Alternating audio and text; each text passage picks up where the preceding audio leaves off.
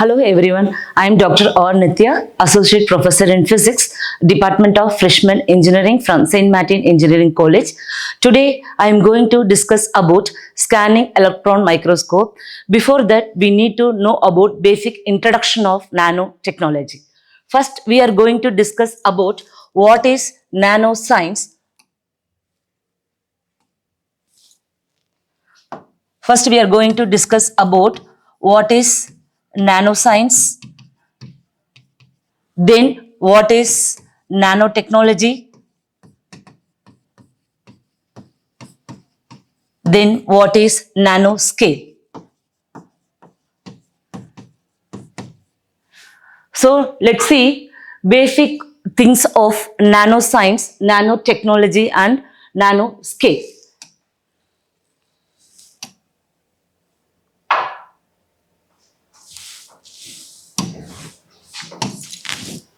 So what is nanotechnology? All of you are aware of it. So nanotechnology is a unit of length in metric system which is equal to 1 millionth of meter, that is 10 power of minus 9 nanometer. So then what about the technology?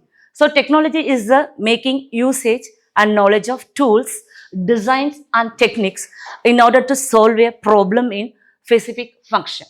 Then we are going to discuss about what is nanoscience. Nanoscience is the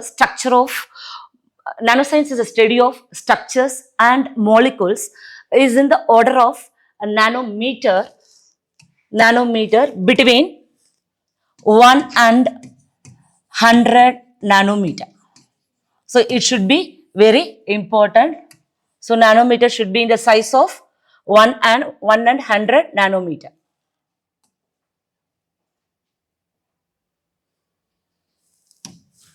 Then, technology that utilized in practical application, such devices is called the nanotechnology.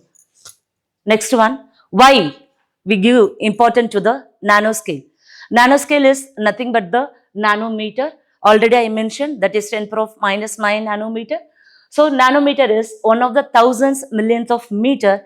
Nowadays, people are very much interested to know about the physical and chemical properties of the material what we are used in the nanomaterials. Here I mentioned the figure, some of the nanomaterials I given here. So for example, cobalt 60 is 1 nanometer, the size of the DNA is 2 nanometer, like that I mentioned here. Then next one, what is nanotechnology? As of we know, nanomaterials are very small in size. Already I mentioned this is 10 power of minus 9 nanometer. So we need more powerful microscope to view them. Then what are the microscope we have? So first microscope is scanning electron microscope. Second one is transmission electron microscope and third one is the atomic force microscope. Now I am going to briefly discuss about only the scanning electron microscope. Before going on the topic, we need to know about the certain basic things. First, what is microscope? Then what is microscopy? Then how to define the electron microscope? Then what are the basic type of electron microscope available in the society? Then what are the difference between electron microscope and optical microscope? Then we are going to introduction to the scanning electron microscope. Then what are the characteristics that can be viewed on scanning electron microscope? Then advantages of scanning electron microscope, the disadvantages of scanning electron microscope, then how to prepare the sample to record the same, then structure and working of the same, and how we can get the image produced by the scanning electron microscope, and the last part is the conclusion. Let me discuss one by one. First, what is microscope? Again, I will tell you, all are familiar with that what is microscope. Microscope is nothing but an optical instrument. It is used to see the object in a naked eye. So it helps to detail examination of the sample by producing an enlarged image. So microscope is nothing but whatever we want, we can see the image by an naked eye. We can get the information about the sample through microscope. Then what is microscopy? It is a technical field of investigation using microscope To view the object and area of the object can be seen by the naked eye. You can see the difference between what is microscope and what is microscopic. So microscopic means we can view the object and we can view the area of the object to seen by the naked eye. In this, there are three branches of microscopy is there. So first microscopy will be optical microscopy. Optical microscopy is deals with only, it is called a light microscope. So optical microscope is otherwise called as light microscope.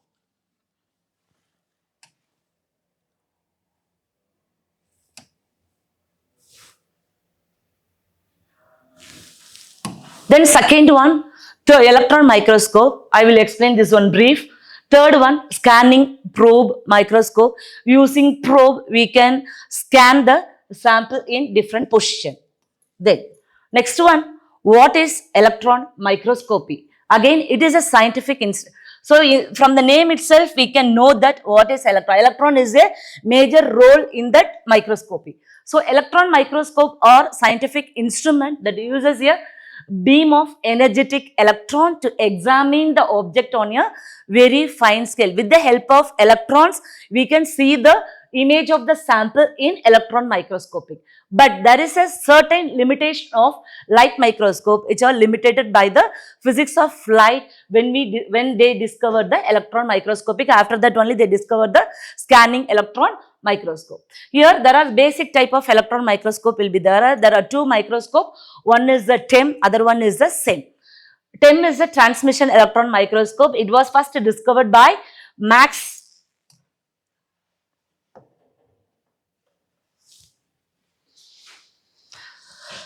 So it was first discovered by Max Knoll and Ernst Röntgen in Germany in 1931. Then what is transmission electron microscope? Nothing but it is TEM. It was the first type of electron microscope to be developed and patterned exactly on the light transmission microscope that expect. See here, one thing you should know, here it can remove the focused beam of electron. We can see only through the image with the help of light, not with the help of electrons. So instead of SEM, the first SEM developed in 1938, Manfred von Adering, with the first commercial instrument. It is around 1965. In this SEM, we can see the image of the sample with the help of electrons. So next one, what is the difference between light microscope and electron microscope?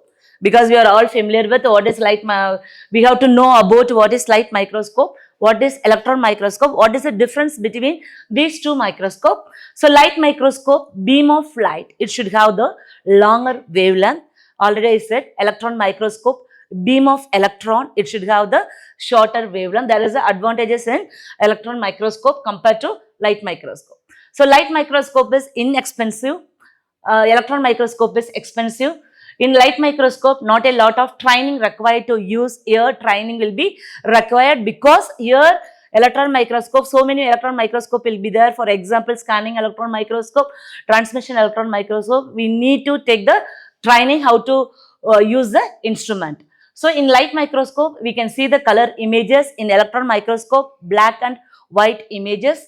In specimen can be alive and unharmed in light microscope. Here specimen must be dead because we need to analyze the specimen. Here specimen must be dead, otherwise we can't analyze the sample through the electron microscope. Here lower resolving power, here a greater resolution, then lower magnification and greater magnification. These are the difference between the light microscope and electron microscope.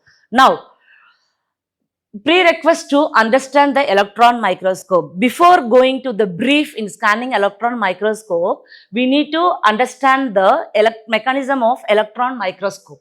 First one is the electron scattering, second one is tunneling effect, third one is the electrostatic lens, and fourth one is the magnetic lens.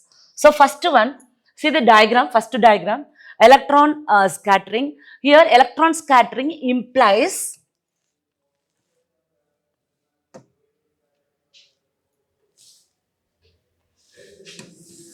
So electron scattering implies electron change in the path of the direction. Electron can change in the path of the direction after heating with other particle like nucleus of atom or another electron. In this case, what happened?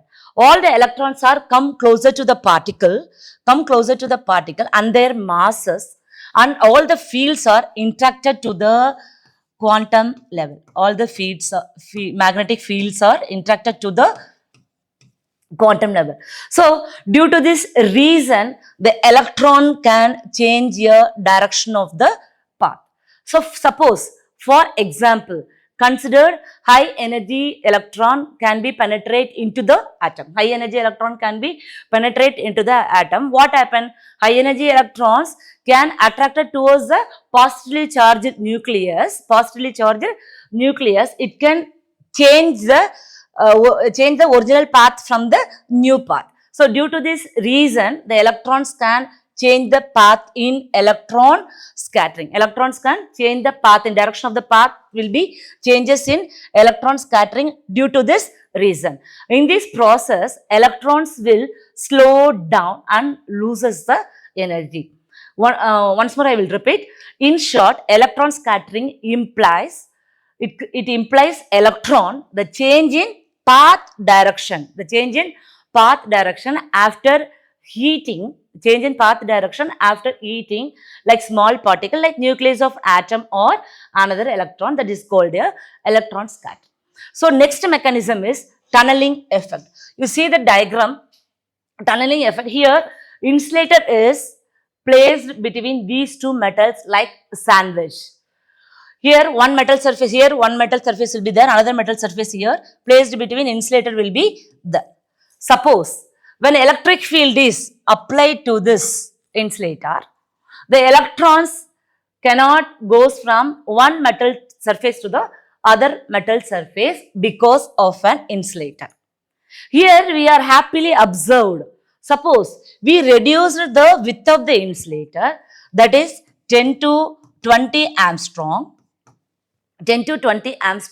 Now the electron moves from one metal surface to the other metal surface through this barrier only. It's very important. So width of the insulated rail will be reduces to 10 to 20 Armstrong. One of the metal surfaces moves from the other metal surface through this barrier.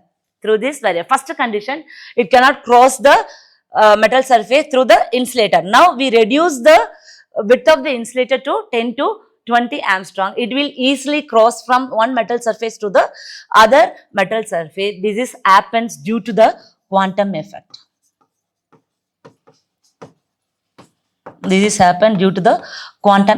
That is called here, otherwise we called here tunneling effect. The next one. So third one is the electrostatic lens.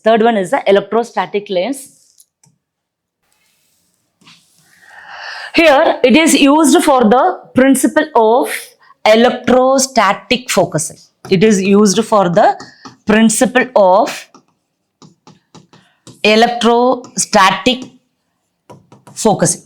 For their work. So according to this principle, what happened in the electrostatic lens? According to this principle, when the electron beam experiences a force, there is a change in direction of motion when travel through the non-uniform electric field. The non-uniform electric field can be obtained with the help of two cylinders. Here cylinder 1 will be there, here cylinder 2 will be there. So these two cylinders are placed in front of each other. There is a small gap between these two cylinders, which is hollow tube. In this gap only electric field will be produced along the gap. Then after that, what happened? Here, so two cylinders will be there, cylinder 1 and cylinder 2. In this gap only electric field will be produced. Then after that, electric potential will be different or placed between these two ends or reached at these two ends. So what is electric potential means? Electric potential which is perpendicular to the electric field at lines everywhere. So third one, electrostatic lens. So electrostatic lens, in this, it is used for the principle of, it is used for the principle of electrostatic focusing. Electrostatic focusing. According to this principle, when the beam of electrons experiences a force, there is a change in direction of motion. There is a change in direction of motion when travel through the non-uniform electric field.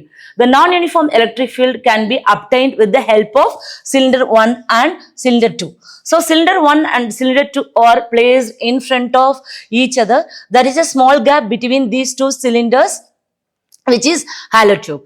In this gap only, electric field will be produced in the cylinders. Then electric field will be produced. Based on that, electric potential will be different and it will reach at this two end. So now equipotential is perpendicular to the surface of surface of electric field at each lines everywhere. So in that line, all the lines, electric field will be present. Okay, as of we know, the light can travels from one medium to the other medium. It should having different density in different directions. So here electrons can change the direction of motion from one equipotential to the other equipotential. This will be happen continuously. All the electrons will focus and arrive at a single point, that is called a focal point.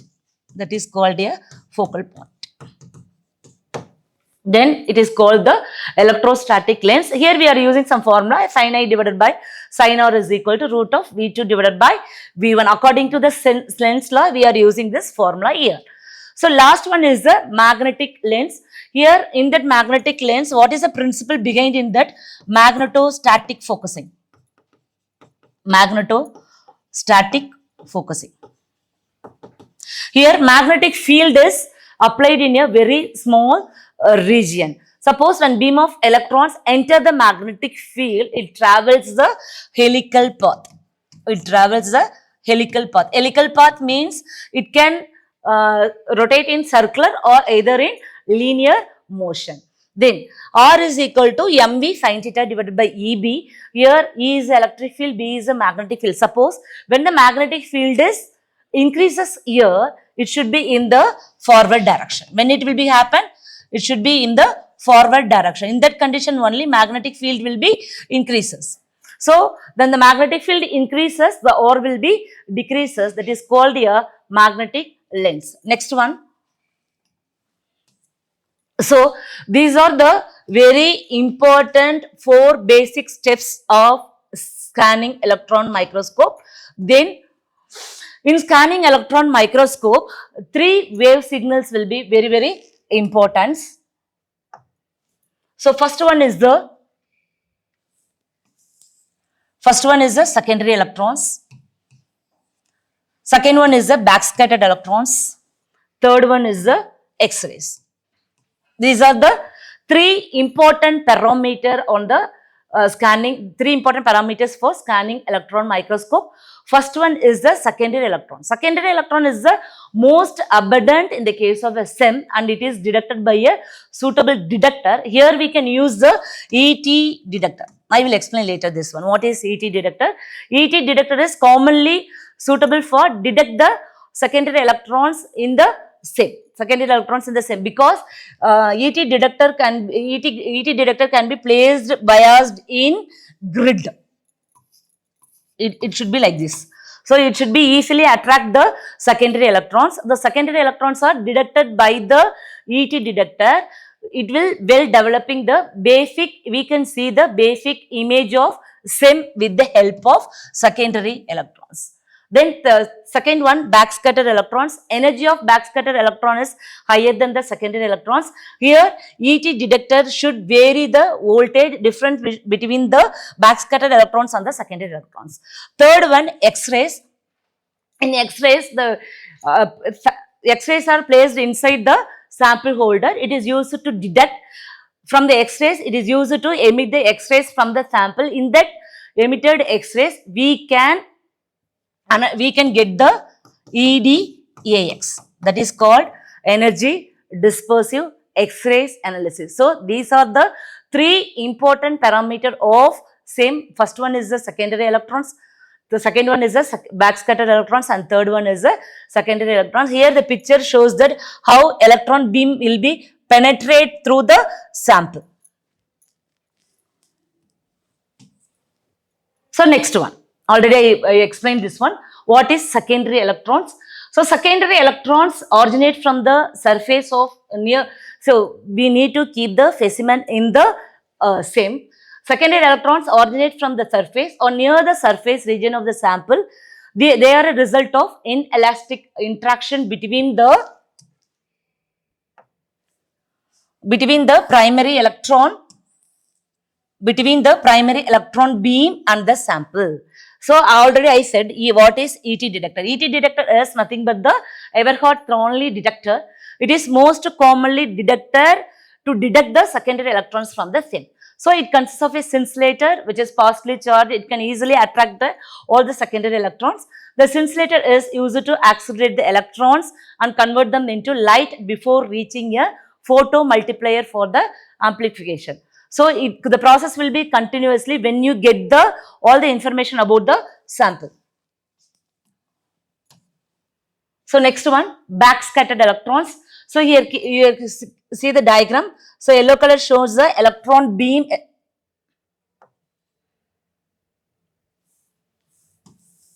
Here yellow color shows the electron beam electrons. Red color backscattered electrons. Black color specimen electrons. Pink color secondary electrons. Already I said this one. So characterize how we can get the X-rays. The X-rays detector are placed inside the sample holder. Through this sample holder, X-rays, all the X-rays are emitted from the sample. We can get the X-rays. Then backscattered electrons, energy should be higher than the secondary electrons. Then green color indicates that, yellow color indicates the electrons will be transmitted through the sample. Here typical position of the backscattered electrons and the secondary electrons. So next one, backscattered electrons. The most common backscattered electrons are the solid state detector, which consists of PN junction. The working principle is based on the electron hole pairs. Already we are familiar with electron hole pairs. Suppose when the electrons jumps to the excited state, holes can be created in the ground state, that we called here electron holes pair it by the backscattered electron which escape the sample and are observed by the detector. So number of electron holes pairs are generated depends upon the energy of backscattered electrons. The PN junction is connected between these two electrodes which attracts the electrons and other the holes, generating the electric current which also depends upon the quantity of backscattered electrons. So already explained that one. So X-ray detector, inside a sample holder, X-ray is placed and it is detect the X-ray emitted to the sample. The detection process is known as EDX or energy dispersive X-ray analysis. In short, so some electrons are scattered due to elastic scattering, that is called a backscattered electrons. Some electrons knocked out from the surface, that is called a secondary electrons. Some electrons penetrate deep into the inner cell of the sample atoms to knock the inner shell electrons, due to which a characteristic X-rays are produced. Then, what is the principle of the SEM? So, what is SEM? Already we are familiar with that. SEM is nothing but a scanning electron microscope. It is a type of microscope. It produces the image of a sample by scanning with the focused beam of electrons. So, here some parts of scanning electron microscope will be there. One is electron gun. Second one is anode, third one is condenser lens, fourth one is objective lens, fifth one sample preparation, sixth one scanning coil, and seventh one is a detector. What is electron gun? So electron gun, it consists of a tungsten filament. 1 to 30 kilovolt accelerating voltage will be produced through the electron beam.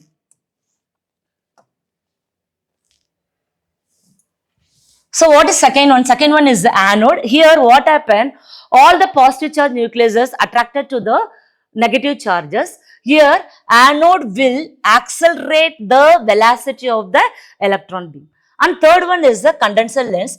This lens will focus the sample through the objective lens. And fourth one is the objective lens. This lens again it focuses to the sample inside the specimen. Fifth one, sample preparation. There is some procedure for how to prepare the sample for examining the same, that I will explain later. Sixth one, scanning coil. What is scanning coil? The scanning coil helps to rotate these lenses, condenser lenses and objective lenses, to rotate that with respect to the different angles. Then last one is the detector. Detector, it is used to detect the information about the sample. So next one, what are the characteristics can be viewed on the SIM? So first one is the topography, second one is the morphology, and third one is the composition. What is topography? Topography is nothing but the what sample you are placed in that SIM, we can see the surface, see the feature of the surface of the sample. What is morphology? We can study about the shape and size of the particle, what are the element present and what are the compounds present in the object in the sample. Then how to clean the surface of the specimen? We should see, listen first. So we need to more careful about the preparation of the sample. First one is the cleaning the surface of specimen, because some impurity will be present in the surface of the sample. We didn't get the clear information about the sample. If any impurity will be present in the sample, we can get the clear information about that sample. So first step is the cleaning the surface of specimen. Second one is the stabilizing the specimen. Next one, we need to stabilize the specimen using some fixative.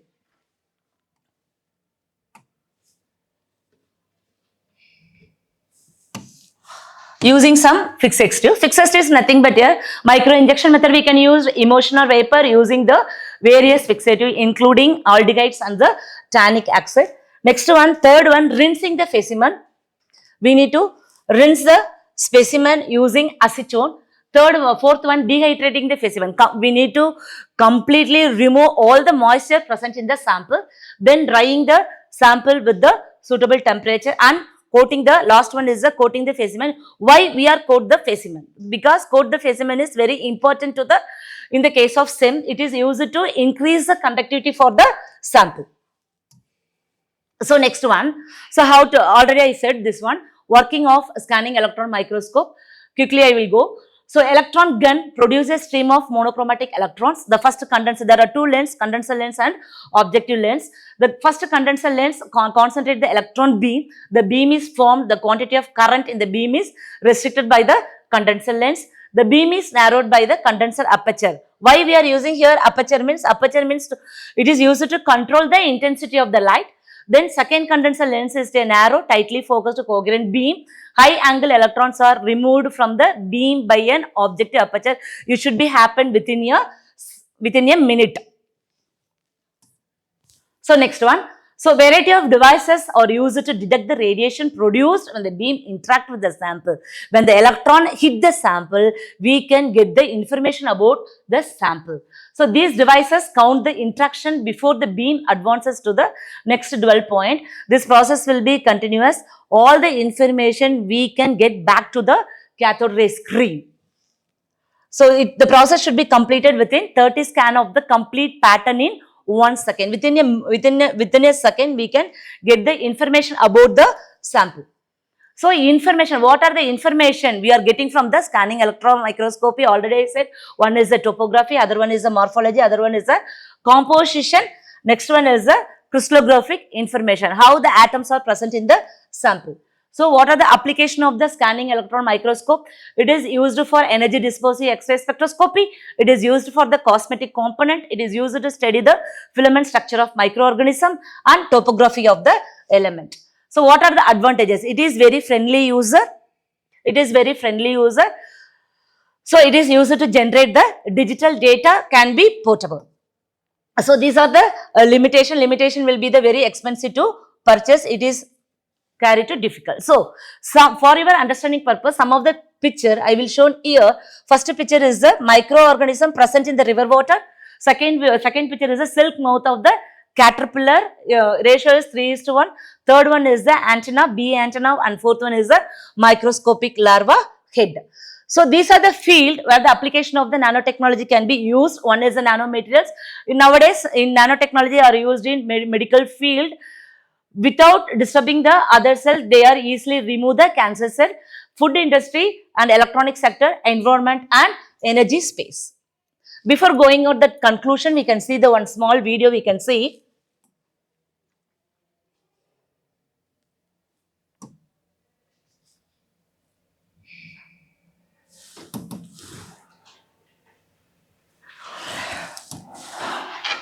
So within a minute we can complete. So this is a scanning electron microscope, already I said. So this is a complete setup of scanning electron microscope.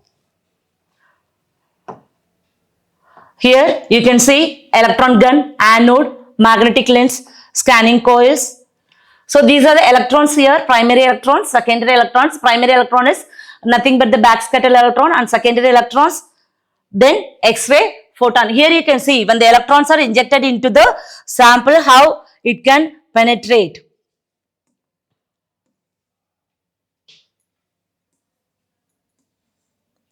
So here I indicate the primary electron, how electron can change the direction of the path.